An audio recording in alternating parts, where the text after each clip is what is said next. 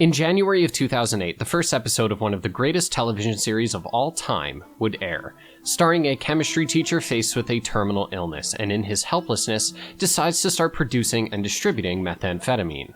Walter White's biggest antagonists are his distributor, Gus Fring, his brother-in-law, DA Hank Shrader, and any number of gangsters that want to exploit Walter's fragility.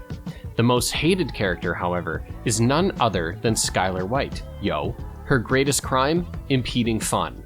Skyler was constantly inhibiting Walter's criminal career in the name of keeping their family safe, and because the best moments are often when Walter is transforming into his Heisenberg persona. Skyler White is thus a direct impediment to the viewer's desires. Fast forward to 2023 and we get Mary Jane Watson, a rebel reporter working alongside Peter Parker and Miles Morales, whose greatest crime is the same, an impediment to fun. Insomniac has a Mary Jane problem, and it's one that will take a lot of work to solve, and it's one that is much deeper than people like to admit. I want to take some time today to explore exactly why Mary Jane was so disliked in Spider-Man 2, how we got there, and how we can fix it. Before we look closely at how Mary Jane was portrayed in the second game, we need to revisit what defined Mary Jane in Spider-Man PS4, because a big part of where she disappoints for many is her characterization.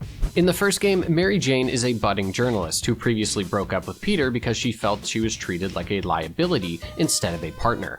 MJ isn't content with being a woman in the chair. She's not exactly asking to dodge bullets, but wants to be in the field and making an impact in the same way Spider-Man does. A lot of this comes from her own insecurities, and that isn't unreasonable. I'm sure if my wife was Spider-Woman, I'd feel a comparative inferiority. Part of Mary Jane and Peter's story is both of them learning to accept who they are in this dynamic and working together. Peter needs to accept that Mary Jane isn't going to sit on the sidelines, and Mary Jane needs to accept that Peter physically cannot sit idly by while she endangers herself. So, Mary Jane gets in the field, but I want to call attention to how she functions in gameplay. Mary Jane's characteristic skill set revolves around her occupation, which is investigation and social engineering. We see these skills put to use in the very moments we meet her. She convinced someone to let her into Wilson Fisk's museum, and within it, observe parts of the environment to uncover his secrets. MJ never flat out punches or tases anyone, at least not yet. Think about all of her missions and the tactics she uses. When entering Tombstone's hideout, she distracts enemies and finds evidence of his involvement with Lee.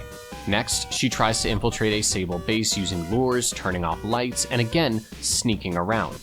In her final mission, she gains access to Norman's suite by social engineering, manufacturing enough outrage for her to slip by, and then once inside the apartment, is able to find the secret lab by, you guessed it, investigating. We are playing, in essence, journalism at its finest. Of course, this final mission sees her using a stun gun to dispatch enemies, but this is for a very brief moment, and detection still means death. By the end of the game, Mary Jane's arc is wrapped up. She is capable of helping without putting herself directly in danger. Crime doesn't just need to be fought, it needs to be exposed, investigated, and Spider-Man is a band-aid. Real change comes from inside the system.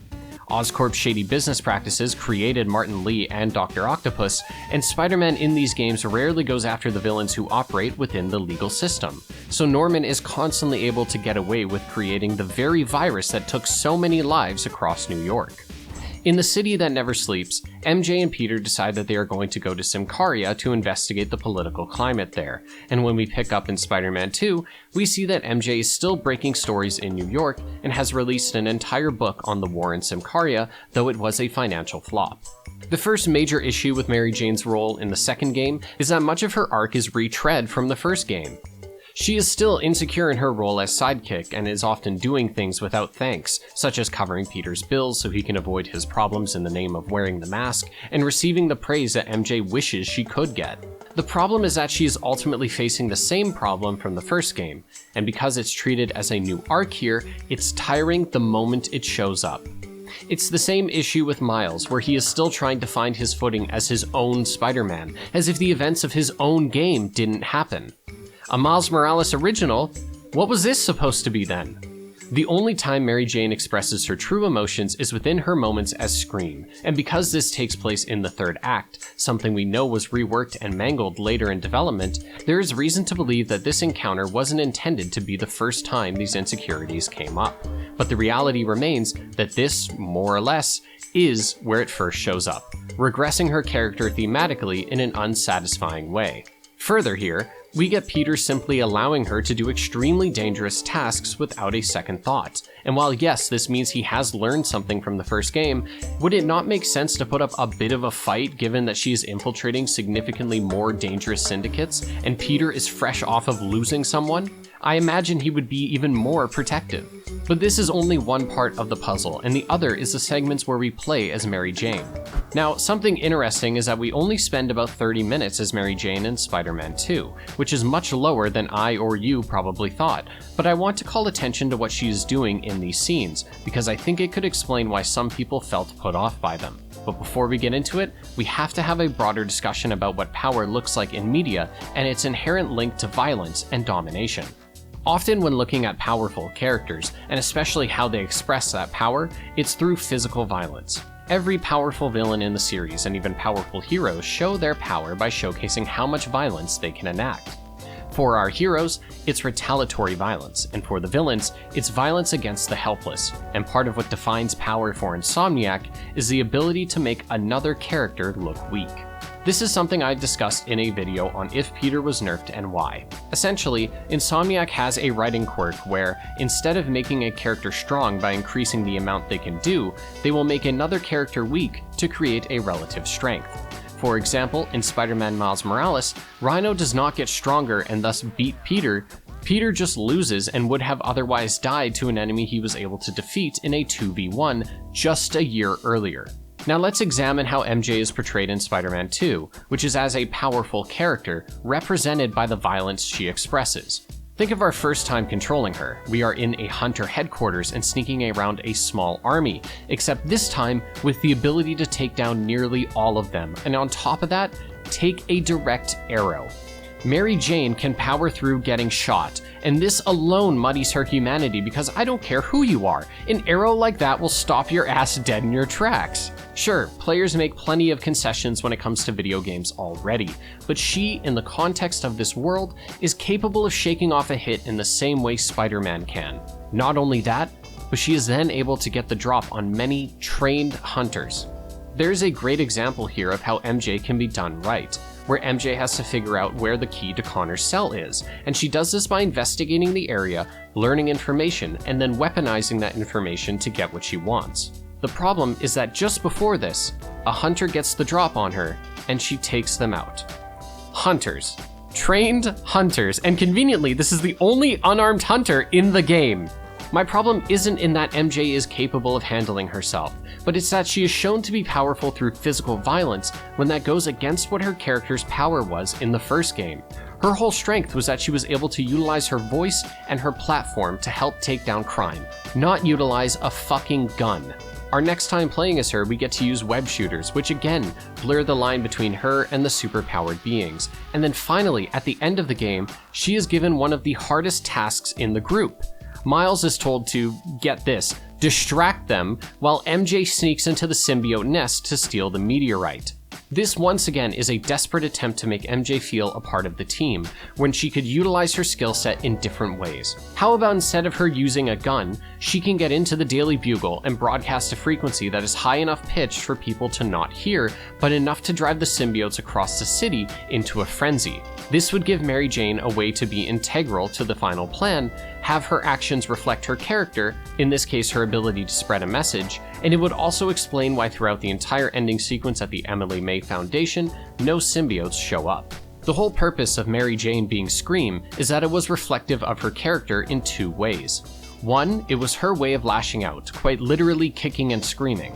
Two, it was representative of her strengths. She was a reporter who used her voice as her weapon, and this is perfectly reflected in the idea of Scream, being able to scream. The problem this interpretation runs into is that MJ has hardly done any journalism so far aside from releasing one article, and wouldn't you know it, that article was against Peter. This leads us into the next portion of the Mary Jane problem, and it's the part I don't blame Insomniac for because it is in some ways unavoidable. Perhaps I believe this due to my own naivety when it comes to writing, but let's unpack this. Ultimately, we have a protagonist that goes on what we can lazily call a villain arc. Their supporting cast often needs to be the ones to take notice of their increased aggression and push back against it. This then causes rifts between the protagonist and their support system, causing further isolation and a further descent into bad guyopolis. Well, Miles is sidelined for much of the story, meaning Mary Jane is usually the one to actively push back against Peter. I believe this is also where a lot of the pushback for Mary Jane comes from, as it's her being a direct impediment to our fun. Because even if Peter is losing himself as far as entertainment is concerned, I'm fine with it. Peter spends hardly any time in the black suit, about an hour and 45 minutes across a 10-hour playthrough, which means that near instantly, MJ is not just against Peter, but the player. This is exactly why I compared Mary Jane to Skylar White, yo. She serves the same purpose in the sense that she is continually an obstacle to the fun parts of the game, but not in a way that is fun in its own right. For example, Craven is also an obstacle, but his obstruction is fun in and of itself. Okay, so we have a few elements of the Mary Jane problem. The first is that her new role in the second game is out of character for her, and blurs the line between how she and Peter showcase power, notably through violence. The second problem is that gameplay is so similar to the point where in her 2 final appearances, she has what is basically a ranged weapon, shooting webs with explosive red barrels, sound barrels to boot. But there's another reason I've largely ignored up to this point, and that is the sexist element.